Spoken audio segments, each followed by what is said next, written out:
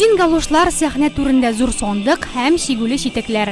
Әлеге егет кызларның төгәл хәрәкәтләренә карап, бу биюнең Созвездие йолдызлык фестиваленә кадәр нибары бер атна эчендә генә куелган дип уйламассың да.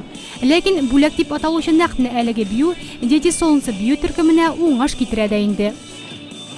Дети очень... Без конкурска бик ныклап әзерләндек. Махсус костюмнар тектек, репетицияләр, яңа хәрәкәтләр өйрәндек.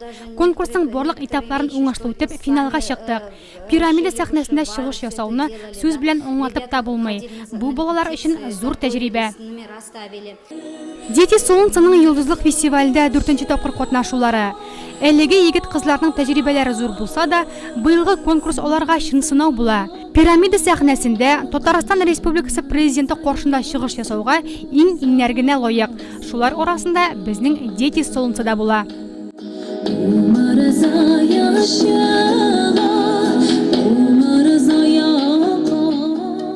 Это была большая честь выступать на такой большой сцене. Зур сәхнәдә дәрәҗәле кунаклар алдында, республиканың иң яхшы бию коллективлары алдында чыгыш ясау зур шатлык. Өстәвенә без 3нче урынны да алдык әле. Сәяхәтебез бик кызыклы һәм истә калырлык булды.